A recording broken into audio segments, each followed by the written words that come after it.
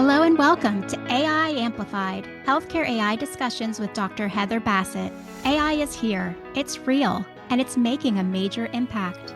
Dr. Heather Bassett is Chief Medical Officer at Exelis and is at the forefront of innovation, cutting through the noise with other industry leaders who are making a real impact in the world of healthcare AI.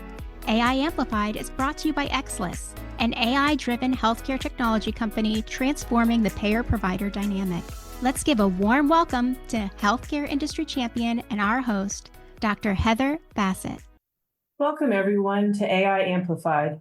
On today's podcast, I'd like to welcome Justin Schrager. Dr. Schrager is an emergency medicine physician and the co-founder and chief medical officer of Vital. He actively practices medicine while leading the development of innovative solutions to improve patient care through technology, including the use of artificial intelligence. Dr. Schrager is the author of 20-plus papers with a focus on responsibly advancing the use of AI in healthcare. His mission is to use technology to improve the acute care experience for patients, their families, and the people who take care of them in the hospital. At Vital, Dr. Schrager has been instrumental in creating user-friendly software that provides personalized guidance to patients in hospitals and emergency departments. The platform aims to modernize patient communication to enhance clinical understanding, patient experience, and care ownership. Through his dual roles as practicing physician and health tech innovator, Dr. Schrager continues to bridge the gap between clinical care and technology advancement, striving to make healthcare more compassionate, connected, and efficient. Justin, welcome to AI Amplified. Thank you for having me. So I'm sure you, like other physicians, have been watching the Pit. I'm not quite caught up on the show, but I'm curious, particularly as you're an ED doc, what your thoughts are on the Pit. Is it more of that kind of like Hollywood hype, or do you feel like it really does kind of portray what happens in the ER? Yeah, I love it. And I think that it's genuine and thoughtful. Like the portrayal of emergency medicine in popular media is I think it's cyclical. And we've been kind of down for a while in the post-COVID years, to be perfectly honest. And the Pit is a really nice sort of pick-me-up. And everybody in our specialties, I would say, pretty proud of it, to be honest with you. It's a great show. Yeah, I agree. And I also appreciate that they do tackle some difficult concepts. I know, we're, again, both physicians, and we work closely with nurses, and I appreciate that they bring up some of those risks, I guess, of being in healthcare, like violence against healthcare workers. So I do appreciate that it kind of challenges the space as well. Yeah, it's you're working in the hospital, and obviously as a physician, you know what it's like to talk to patients and take care of sick people. And for anyone listening who's been a patient or as a physician, you can't describe it. But I think that show does a good job of sort of putting a GoPro on what the day-to-day life is in the hospital, of course, in a condensed and dramatized way. But it's like there's a lot of real trueness to it. And it's not just about random zebras from Dr. House, or the silliness that you got from Scrubs, or the drama and the whatever you want to call it, the flames and whatnot of that show ER when it was on the show. Like the Pit really is about as close to reality as it gets. I think it's probably a little bit, there's more levity and humor and whatnot in the ER than on that show, but I think it's pretty close. Yeah. They do a good job. So how did you get into, wanting to go to medical school and then ultimately getting into emergency medicine? Oh, geez. Well, I was a non-trad med student. So I worked as a high school teacher, actually, for a couple of years after college. And honestly, that job was way too hard. And I don't know if you know any teachers, but I promise you, after working as a high school chemistry teacher for a couple of years, there was no time when I was doing that was easier at all than medical training, not even close. So I was working 16, 17-hour days and getting killed. So I thought there has to be something else out there. I always thought that I wanted to go to med school. I just wanted to try teaching because it was sort of balanced on the scale of what I wanted to do with my life. I also wanted to work in public health. So I wound up at doing grad school. After teaching for a couple of years, I went to grad school at Emory in Atlanta, and I worked at the CDC and have a public health degree from there in epidemiology. And then after that, I stayed at Emory. I was fortunate to get into their medical school. I did my training there and residency there and worked there for almost 10 years before I moved up to Indianapolis 3 years ago. So I've done a few different things with my life before what I do now. When you still get to teach, at IU Health, they assume they have a residency program, and that you're probably still involved with, kind of helping shape the younger generation, and probably actually helping shape, their thoughts around AI. Yeah, I think I have carved myself a nice little niche at IU. Fortunately, I had an amazing department chair who's been promoted a new department chair at IU, who are both very supportive of what I do, both with technology and, I guess you want to call it, entrepreneurship and software. And they allow me to, continue to teach the residents and sort of add my 2 cents. I get a lot of questions about both the alternative lifestyle of being an ER doctor who has a company and does software and is kind of doing things a little different than the standard path of even an academic path. And then on the flip side, I get to hang out with all the people doing cool AI research and informatics work. And they have really a lot of amazing researchers and technologists at IU. And they have a long history of doing that, both from people within our department and the School of Medicine in general. So it's a good place to be, honestly.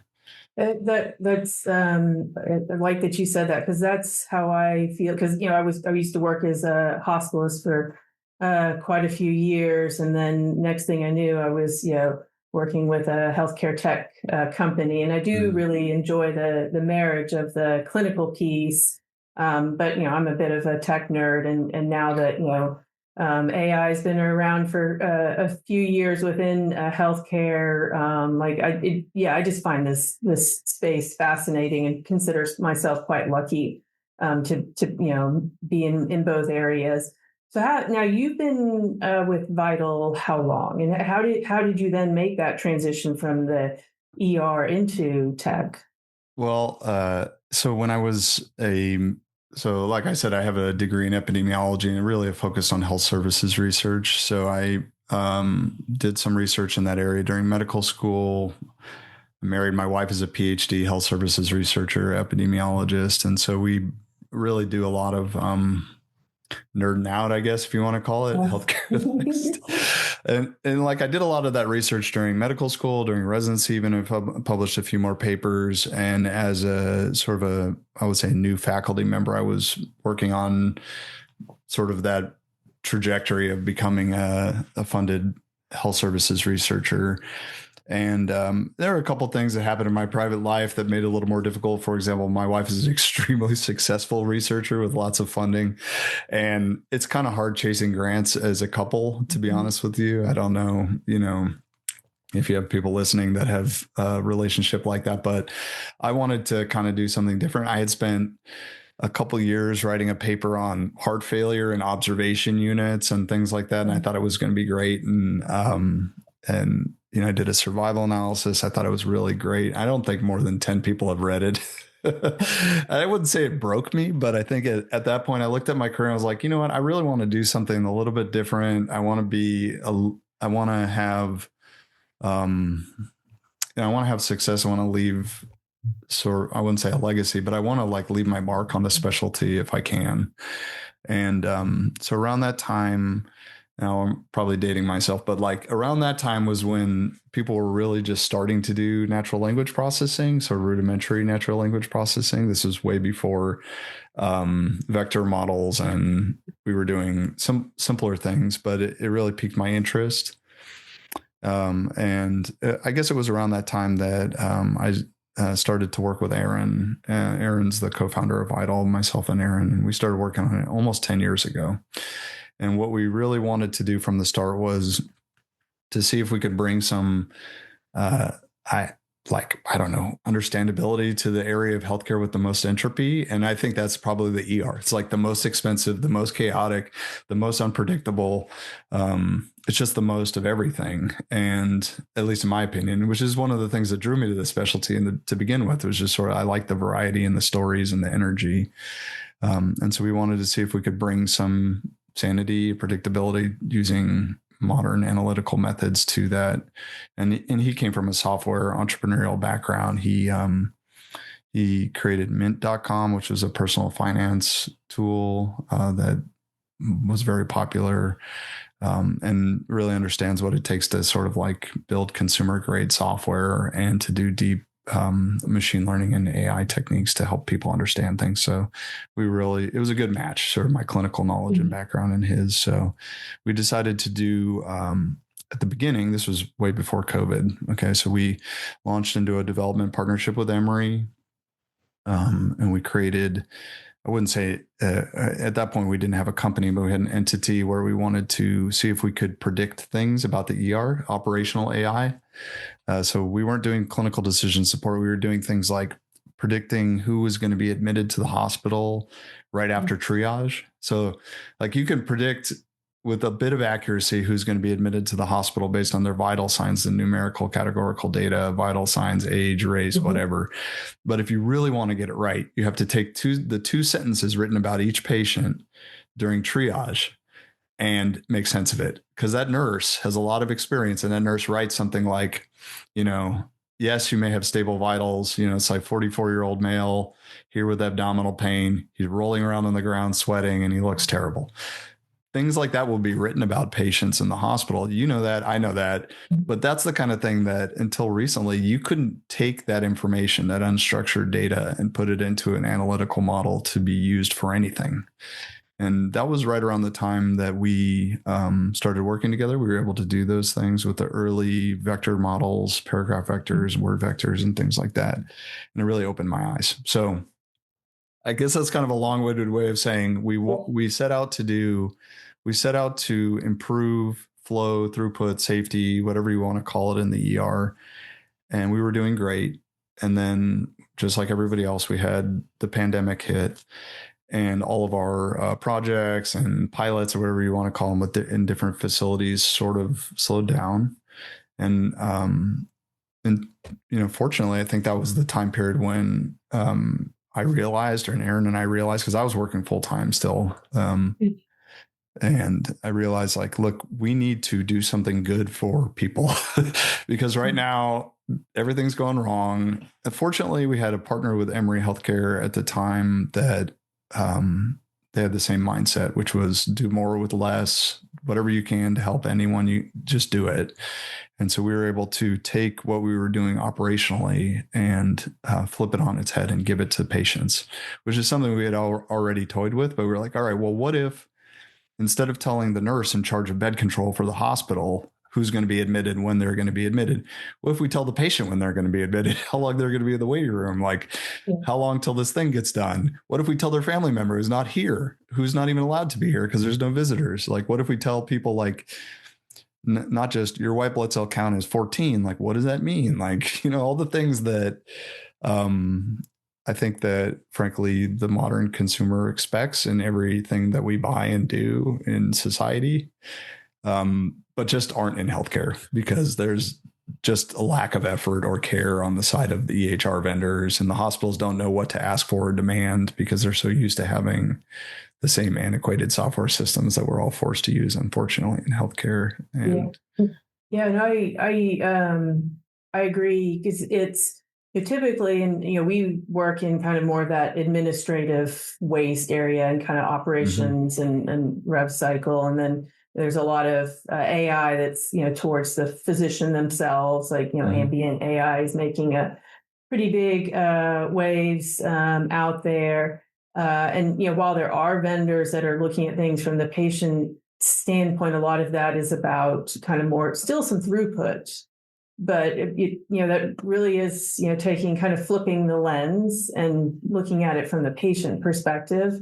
And I've been in I'm fortunate that I have a very healthy family, but somehow we ended up in the ER twice so far this year, one with my husband and one with my dad. And it was interesting, particularly with my mom, and both my parents are in their mid to late 80s. And my mom, I think she struggled the most because it was that loss of control. Like she, didn't know what was going on. And, she's fortunate that, I'm a physician and I could explain, this is what they're doing now. They're going to do this. This is, so I was able to help, but most people don't have physicians in their, or her healthcare workers to help navigate that space. So is that really kind of, when you think about Vital and what it provides, is that kind of the angle that you're coming from? Essentially, yeah. I mean, I think that's probably where the idea came from, to be honest with you, because like you, probably I get asked for my medical input, not a second opinion, but it's like, hey, should I bring my kid to the ER? He fell off the swing set, or this or that, or I'm in the ER and no one has talked to us in 2 hours. What the heck is going on? And I'm like, all right, well, let me talk to you about that. And so that was kind of what I wanted to share. And it really got compressed because of COVID, because there were no excuses you could make anymore, right? Like, they don't have a family member here. They weren't in the room. So like, I'm not going to explain myself again, or whatever excuse healthcare workers make for not being good communicators. There were no visitors. We didn't have the PPE to go in the rooms. Like, it was just chaos. And so we needed a better way of doing it. And to be honest with you, I didn't invent anything novel. I just basically said, all right, well, the airlines and the Ubers and the Lyfts and everybody else is doing this. Why can't we have this in healthcare? It really, honestly, is what the healthcare workers deserve. Like, there's absolutely no reason why you can't take all the information, especially the low level communication, tips, times, it's estimates, and just give it to the patient. That's one question that your nurse doesn't have to answer, or one time they don't have to respond to the call light. Every time that happens, there's an opportunity cost in the health system. And so I think we looked at it from a different angle. And I think you put it well when you said that most of the AI and tools are looking at that lens. And I understand that, because I am in the business of selling software to health systems who look at things as an investment. And typically, and I understand people that sell healthcare things to healthcare systems that are focused on rev cycle and making sure there's a strong financial return and there's a good ROI to everything you do. But unfortunately, that sort of leads to, I would say, the overall momentum of the product, directionality of the market, which is like, how do we get more money out of this patient encounter, right? Which I don't love doing that. So I always took the tack that, like, if we do what I think is needed in healthcare, which is improving health information transference and communication, education, whatever you want to call it, the ROI will follow. I think that that's been borne out. We've been doing this for 10 years. We have a lot of great customers. I have a ton of different ways of explaining it, but I like to explain it to executives like, hey, you just built a nice marble lobby in your flagship hospital and you have a piano and you know, do all this stuff. Like, this is sort of like brick and mortar, but digital. And it's okay to invest in this type of thing. It'll really set you apart from your neighbors. And it is working. But I mean, that right there sets you apart from your neighbors. I mean, if you think about, you know, particularly the systems, you know, they're very interested in patients staying within their system, and if part of that patient experience is improved, and then I'm sure also that helps. You know, there's probably ways you can tie it to minimizing readmissions, and other things. I can, you know, clearly, like you said, you're kind of building in the marble, putting in the, you know, the nice piano for that patient experience. You mentioned, you know, at the beginning, kind of that pre-COVID era, you were, you know, initially like predictive machine learning. You can only tell kind of so much with labs and vitals without that context from the clinical narrative, whether it be a, you know, seasoned nurse, or whether, you know, kind of further downstream, you start to get physician documentation. And I'm curious, when, you know, what was the end of 2022, beginning of 2023, ChatGPT really kind of, you know, changed things and generative AI and our ability to, scrape and then summarize information. Was that kind of a shifting point as well with your company? Yeah, let's say we'd already been doing some, we'd been using, let's say transformer models, but we've been doing paragraph vectorization for predicting things, but we never had the powerful tool to explain the output of those to patients. And it was very eye-opening. We were part of the first group that got to use GPT before market release for projects. You had to apply for it, and we had some credits to do it. And it was really, really fun to work on it. I felt like our little software company was we got to do it. And there were like the other people were like Microsoft and, IBM type companies. Yeah. Right. And the idea that I had at the time was, okay, so we can take some piece of clinical data, whatever it was, and we can help patients understand it. And I thought, well, it needs to be relatively confined. It needs to be relatively structured, repeatable, so that the model will be accurate. Because I knew about the potential for confabulations and hallucinations and inaccuracies and omissions and all that stuff back then. I had been reading a lot of the papers about it. So we landed on using radiology reports. So the written report that the radiologist gives to the doctors or the other doctors to help understand, like, what is this X-ray, this knee X-ray show, right? I always thought that it was unfair that there was a federal law that said that it was part of the 21st Century Cures Act, was that all medical results needed to be released to patients immediately or as soon as possible, is the language it uses, right? Which is why your lab results and notes and things are available in the portal. I always thought it was unfair that they would show something like a radiology note, which is something a physician writes for another physician to read, to a patient and expect them to make sense of it. It's the same thing as the lab results and things, right? And so I thought, well, why don't we use GPT to rewrite this note in a narrative that a patient can understand? And that's it. And just call it out and just say, define things and rewrite it. And so that was the project we did with GPT when it was just coming out. And I got to be part of the first sort of cohort of physicians using it for different things, which was fun. And we were able to publish research on, at least the way that we measured safety and quality on it. So we convened a group of physicians to read the output of the prompt at that point. So we were like, rewrite this radiology report. And so they were grading it on safety and quality, all board certified physicians of different specialties. And we published a paper on that. So it was interesting to sort of have this new tool that we could do anything with, and to pick that because it's a little different to do what we're doing. And that's a big problem in healthcare, even outside of the radiology reports that end up in a patient portal. I remember when I used to work as a hospitalist, I feel like half of what I did was explain things at a much lower level than the doctor, the doctor speak, I guess you could call it. I'd stand, waiting for the cardiologist to finish talking to the patient in the room. And, they were talking to the patient like they were talking to me. And then, they would leave and I'd walk in and I'd be like, oh, so, and I'd just ask some generic question clear. And, the patient would be like, I don't know.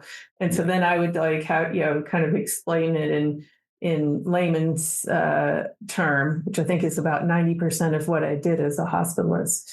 But it is that translation piece, because either they don't understand what's happening or they get overwhelmed or think something, is worse than what it is.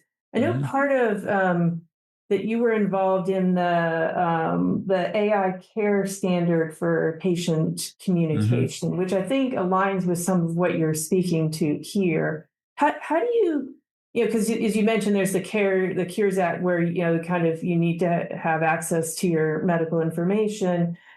But there's also that whole piece. I mean, you and I both took classes as residents and, of giving bad news to patients. And you have to, so if you're giving someone a cancer diagnosis, you want to, if at all possible, do that face-to-face and, in a controlled setting, which can't always happen. So how do you think about that, in general, and then with your tool, with Vital, because part of that is communicating information in a timely fashion and kind of at the patient level. Yeah, I mean, you hit the nail on the head. I think so. Within Vitals specifically, we try to give people the information they need based on where their clinical context is, and we've always done that. So we try not to overwhelm people. So that's part of the deal. So if you're in the waiting room, we'll tell you how to get through the ER faster, more safely, give you tips. We'll tell you how long you'll be out there. We have machine learning models for that. And then once you're in a room, it switches to education about diagnoses and videos. And, it's all about being timely with the information you convey, because a patient only has so much attention span when they're sick. And they anchor on things really quickly, especially things that sound foreign or undefined and scary. I think that we just physicians in general do just an awful job explaining things to patients. And it's a byproduct of our environment. Most of us are handcuffed to productivity and throughput, especially if we're in a hospital and we don't have a lot of leeway in how much time we can spend in the room with a lot of patients. And if you're a surgical or procedural specialist, even more so, that time is confined, and then it's confined to a certain time of day, like early morning or whatever. And so I would say that if there's something missing from modern medicine, it's that luxury of spending a little extra time in a certain room, or coming back to talk to a family member, or whatever it is. And those are always, and let's just say we haven't done a good job of making that a priority in medicine, frankly, over the last 30 or 40 years, and probably even more so in the last 10 years. So to that end, I wanted our software to help with that specific part of healthcare, just sort of allow the patients to have, when you do get in the room to talk with them, you're not taking them from 0 to 10, you're taking them from 5 to 10, because they already know half of it, right? You can start the conversation in a common place, and they have some medical vocabulary, and they're ready to talk.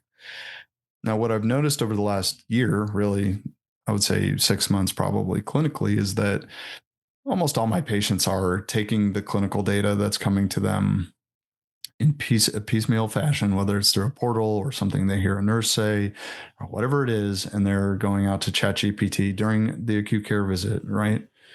They're doing it at home with their portal. I mean, ask any patient when you see, have you taken your lab results and copy and pasted into ChatGPT?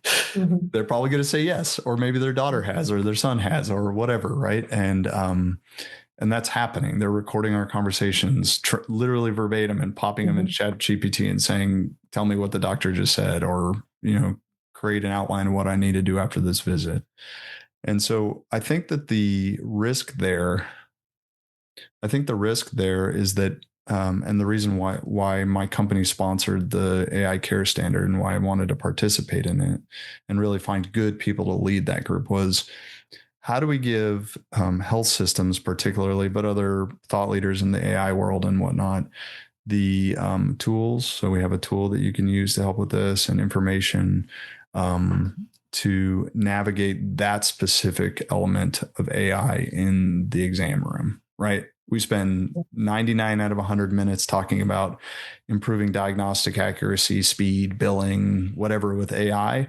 And that's 1 out of 1,000 AI uses in the healthcare setting. The other 999 of them are patients looking up stuff in the wild in a completely ungoverned way and hearing all kinds of crazy stuff. You hear the stories in the New York Times, right? So the reality is that physicians and the medical community need to weigh in on this. Otherwise, it's just going to be tech companies deciding how these things are used. It's clear that the EHR vendors and whatnot don't have the ability to throw their weight around and sort of integrate our medical voice into this process. And I want patients to be able to use these tools. They're extremely powerful. And on the flip side, I want them to know that their doctors have had some say in how they could provide output and like what it would look like and how safe it would be and in what circumstances they're best to use them. So that's why we created it, and it's going really well. We've had tons of interest.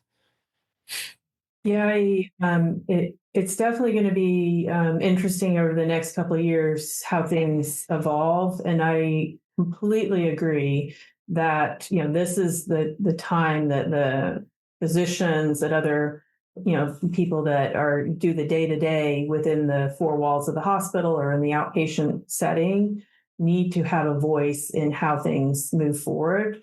Otherwise, I mean, that's the whole adage with the EHRs. They were built in a bubble. And while they're better now than when they were first came out, but a lot of the angst and frustration that physicians have with the EHRs because there wasn't a voice. So I completely agree that this is really our time to stand up and be part of that conversation.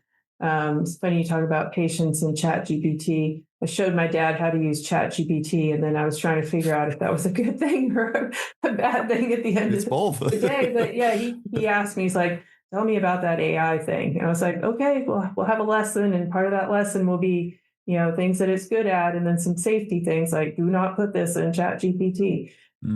So I'm curious, again, both physicians, and I'm sure you've thought about this, but one last question before we kind of wrap things up is how do you see, like, I don't see physicians going away. Like, how do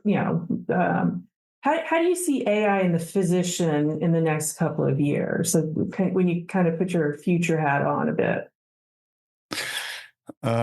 Well, I mean, I always look at things through the lens of communicating with patients. So, I mean, you brought up the topic of agentic systems. I know everybody's talking about it. I think that there's going to be a combination of different agent sort of tasks that will be driven both from the physician side and the patient side. I think that, or I would hope that as a medical community, we allow agentic systems to help us with the access gap that exists in healthcare. I think it is one of the biggest problems we have right now.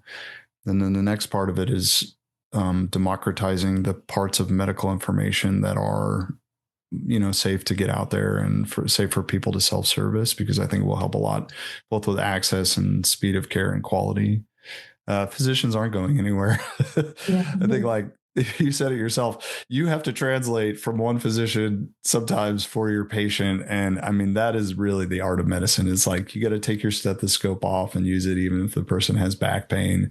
And you have to help people understand that, like, like, you've been doing this for a long time. I've seen thousands of patients that have had the same medical condition as you. And here's how this thing might play out for you. And you got to get on the phone when you need to get on the phone. And that's the human part of it. I don't think we're going anywhere. Yeah. I think, like, it is a bit vexing to see every week another paper comparing doctors and their diagnostic accuracy and their board scan. I see all that and I'm like, you guys are missing the point. I agree. This is like the elephant in the room is, how are people using these tools to navigate healthcare? Like, for every time a doctor uses an open evidence or something like that, a tool like that for diagnostic improvement or quality, there are 10,000 patients asking something in the same domain and receiving, I don't know what kind of medical information, whatever was written about lupus on Reddit 2 months ago. So I think that the future is extremely bright if we navigate it correctly. And for our profession in general, I'm not really worried about mine in the ER, because if you've watched, you watched The Pit, we talked about The Pit at the beginning. It's like, people are going to be people, and that's how they wind up in the ER. And that's just how things are. And then, I agree. And my husband and I are ones that are a little accident prone, primarily due to our extracurricular activities of gravel biking and some other things. So we don't end up there in the yeah, but like, if you didn't have the wonderful health system that you have in Nashville, would you be willing to go out and do those things? No. Right. Like, like part of the freedom of being able to do whatever you want is knowing that if you do if you fall off the trail, you can get some medical care from someone like you or me. Dr. Schrager can come patch me up. I hope I don't have to.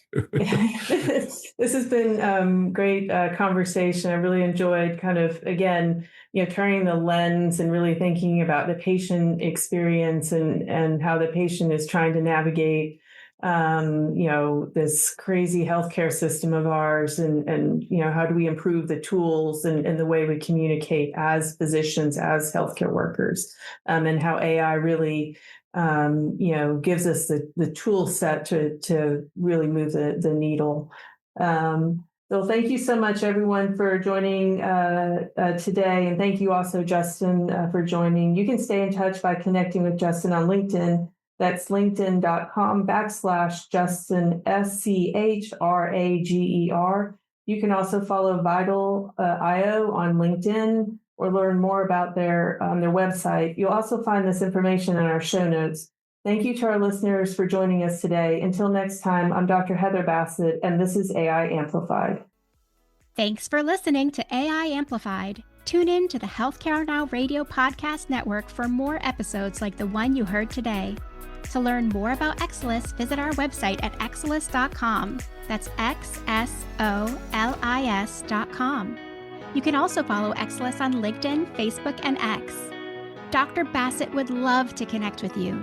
Join the dialogue on her LinkedIn, where you'll find her at Heather Bassett, MD. Let's keep the conversation going.